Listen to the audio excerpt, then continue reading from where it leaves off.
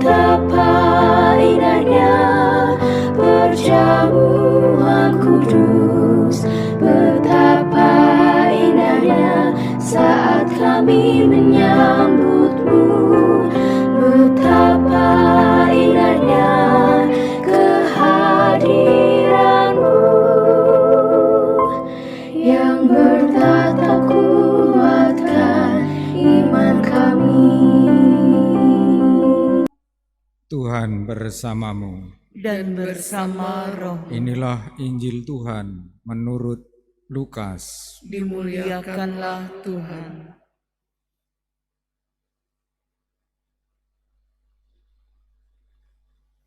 Pada waktu itu Tuhan menunjuk 72 murid. Ia mengutus mereka berdua-dua mendahulinya di setiap kota dan tempat yang hendak dikunjunginya.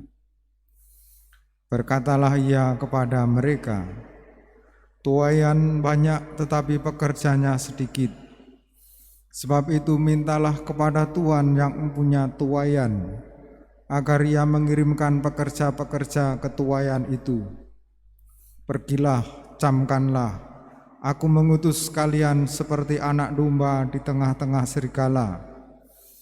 Janganlah membawa pundi-pundi atau bekal atau kasut, dan janganlah memberi salam kepada siapapun selama dalam perjalanan. Kalau memasuki suatu rumah, katakanlah lebih dahulu, damai sejahtera bagi rumah ini. Dan jika di situ ada orang layak menerima damai sejahtera, maka salammu itu akan tinggal padanya. Tetapi jika tidak, maka salammu kembali kepadamu.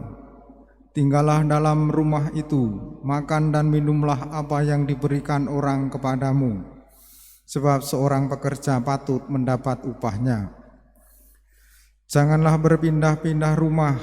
Jika kalian masuk ke dalam sebuah kota dan diterima di situ, makanlah apa yang dihidangkan kepadamu, dan sembuhkanlah orang-orang sakit yang ada di situ, dan katakanlah kepada mereka, kerajaan Allah sudah dekat padamu. Tetapi jika kalian masuk ke dalam sebuah kota dan tidak menerima di situ, pergilah di jalan-jalan raya kota itu dan serukanlah, juga debu kotamu yang melekat pada kaki kami kebaskan di depanmu. Tetapi ketahuilah ini, kerajaan Allah sudah dekat. Aku berkata kepadamu, pada hari itu Sodom akan lebih ringan tanggungannya daripada kota itu." Demikianlah sabda Tuhan. Terpujilah Kristus.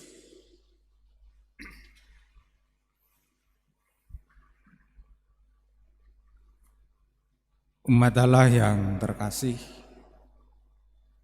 selama bulan Kitab Suci Nasional atau PKSN,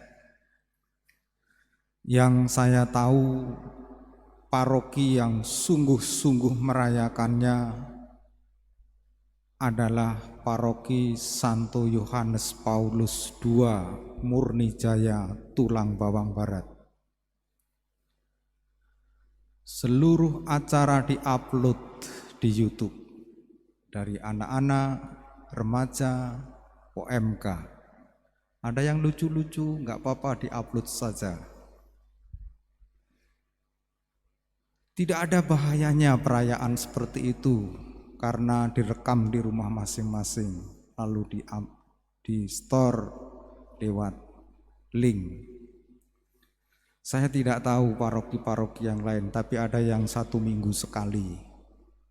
Saya ya sungguh tidak tahu keluarga-keluarga murni Ratu Damai Teluk Betung apakah juga merenungkan PKSN yang ditawarkan.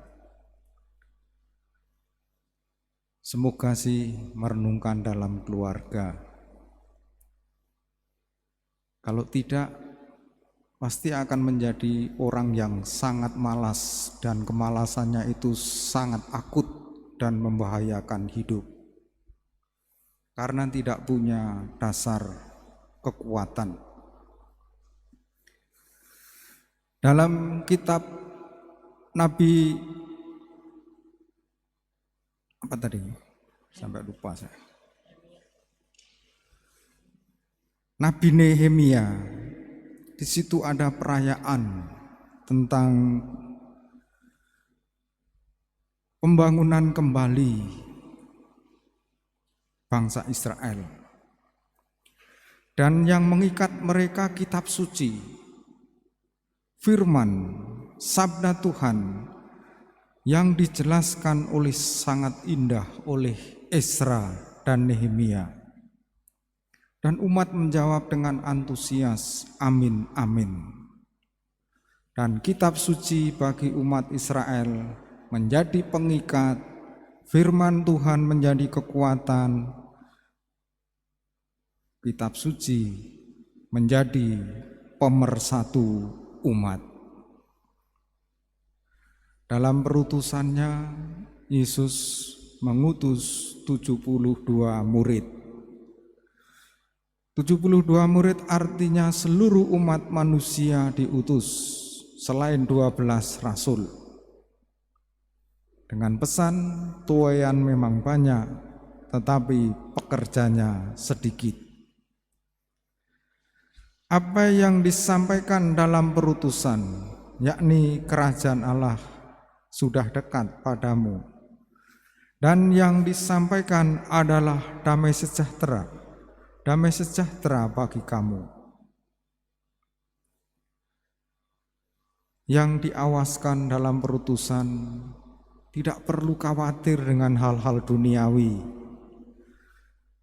Dengan apapun yang terjadi di dunia, maka Yesus melarang para murid untuk membawa bekal.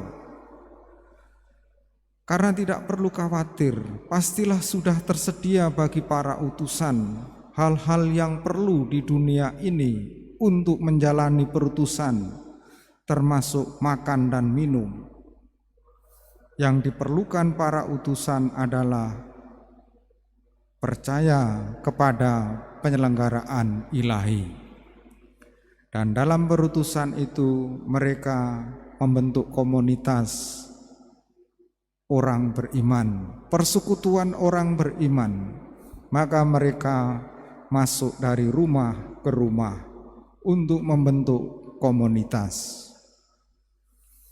Dan komunitas orang beriman itu diikat oleh firman, oleh sabda Tuhan, oleh kitab suci.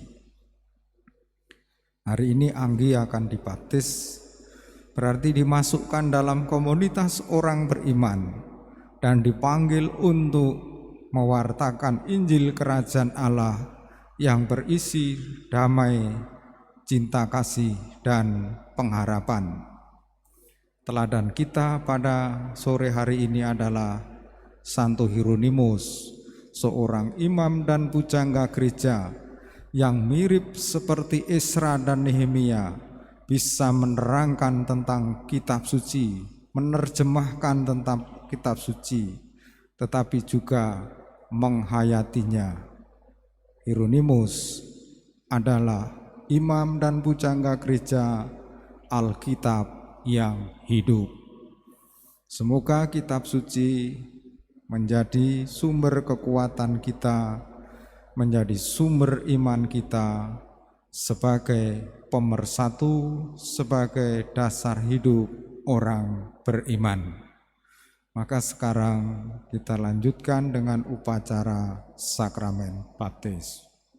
Betapa indahnya kehadiranmu yang bertataku